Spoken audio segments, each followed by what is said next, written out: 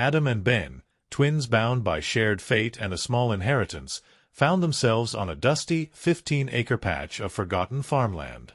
The land belonged to their late grandfather, a meticulous engineer who had moved there decades ago and then simply let the field go fallow. The twins were broke but ambitious, determined to cultivate their first crop of corn. Their lives depended on it. During the initial plowing, the tractor suddenly shuddered and died. The plow blade had struck something solid. They immediately thought it was just a boulder, but after digging down, they found a metallic resistance. It wasn't one object, but two identical, thick, rusted steel pipes sticking vertically out of the hard-packed earth. They were spaced about 4 feet apart, and they weren't open. They were sealed shut with intricate brass caps that bore symbols neither of them recognized. They looked like something industrial, abandoned decades ago, but the precise placement felt intentional. Their grandfather had been an engineer, so they initially dismissed them as obsolete test bores or perhaps part of an ancient, forgotten irrigation system. But the brass caps were too elaborate for utility. They decided to pull the entire structure out before finishing the plowing. They used chains and a heavy-duty pickup truck, but the pipes wouldn't budge.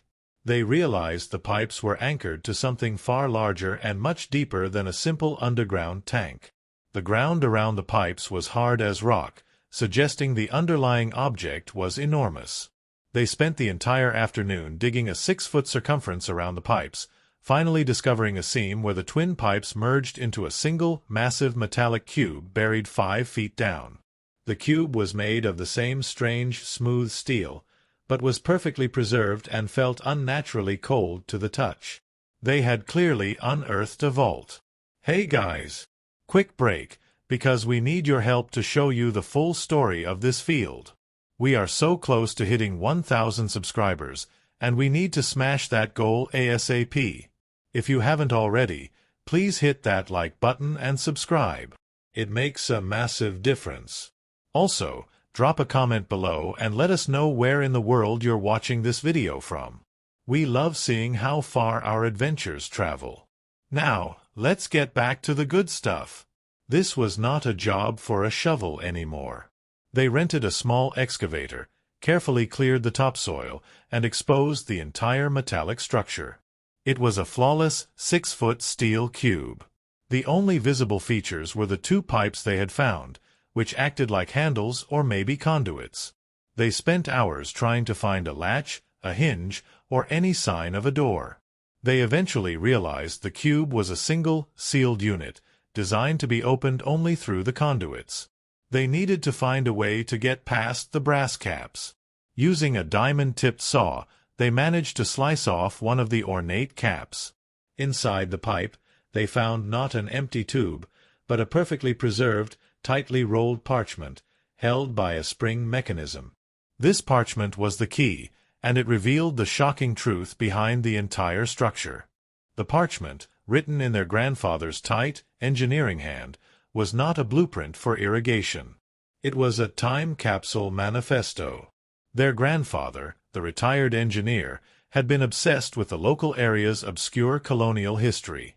He theorized that a specific wealthy pre-Revolutionary War family, who suddenly vanished, abandoning their plantation, had been part of an ancient, secretive society. His obsession led him to believe that their land was the final resting place for a legendary cache of artifacts the society was rumored to have guarded. The metallic cube, the manifesto explained, was a pressure-sealed vault built not by their grandfather, but discovered by him. The twin pipes were the access points, and the brass caps were coded seals.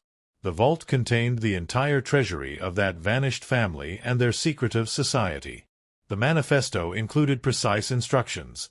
The first pipe contained the map, and the second pipe, which remained sealed, contained the only tool capable of opening the vault. The twins needed to crack the second pipe. The brass cap was identical, but the symbols were different.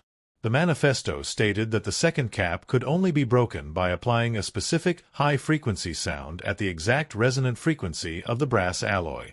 They spent 3 agonizing days experimenting with various acoustic equipment, fearing they would damage the contents. Finally, Using a specialized ultrasonic emitter, the cap vibrated violently, cracked, and fell away. Inside the second pipe was a long, thin rod made of a strange, dark, smooth wood, tipped with a needle of what looked like solid ivory. It was not a tool, it was a stylus. The manifesto instructed them to insert the stylus into a tiny, almost invisible slot beneath the cube, hidden by a small patch of treated bitumen. Following the instructions precisely, they located the slot and inserted the stylus.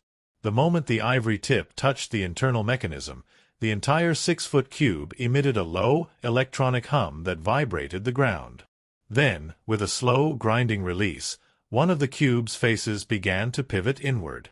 They had opened the legendary vault. The air that rushed out was sweet, dry, and cold, carrying the faint scent of old spice and gold. They leaned in, shining their industrial lamps into the absolute darkness, and what they saw made them scream. The vault was not filled with gold coins or brittle artifacts. It was filled with hundreds of small, interlocking ceramic tiles, stacked perfectly from floor to ceiling, glowing with a soft, internal luminescence. The monetary value was unknown, but the shock was profound. They had unearthed something far older and more mysterious than a colonial treasure. The contents were not what they had expected, but the sheer volume and preservation were staggering. The ceramic tiles were covered in intricate, stylized depictions of constellations, forgotten mythological creatures, and complex mathematical formulas that seemed completely impossible for the 18th century. They had to assume the monetary value was limited, but the historical value was potentially limitless. They knew they needed experts. They contacted a history professor specializing in early American esoteric societies, maintaining complete secrecy about the vault's existence and location. The professor was intrigued by the photographs of the tiles and, after signing a strict confidentiality agreement, was brought to the field. His reaction was immediate and dramatic. The tiles were, in fact, artifacts from an extremely obscure, high-level society known as the Luminaries of the New World, a group rumored to possess knowledge far exceeding their time. The professor confirmed that the tiles were a lost library, a complete record of this society's accumulated knowledge on astronomy, physics, and lost mathematics. But the real value came from the material itself. A chemical analysis determined the ceramic was actually a rare composite material with trace elements of an extinct, high-density metal, perfectly designed to preserve the data encoded in the tile structure. The artifacts were priceless. News of the discovery, carefully managed by the professor and the twins' newly hired legal team, broke into the archaeological and historical communities. The subsequent interest from major museums, universities, and private collectors was unprecedented. The twins did not sell the tiles piecemeal. They sold the complete collection, along with the rights to study and display the artifacts, to a major academic institution consortium. The final offer accepted by the brothers? $9.1 million USD. They were completely overwhelmed. The two strange pipes they tried to tear out of the ground had been the key to an ancient vault and the source of a $9 million windfall. They went from nearly losing the farm to being financially secure for life. They used the money to pay off the land, establish a comfortable trust, and renovate their grandfather's old farmhouse into a small museum dedicated to his legacy and his obscure obsession. They now look at every abandoned object not as trash, but as a potential piece of history. Thanks for watching our incredible journey.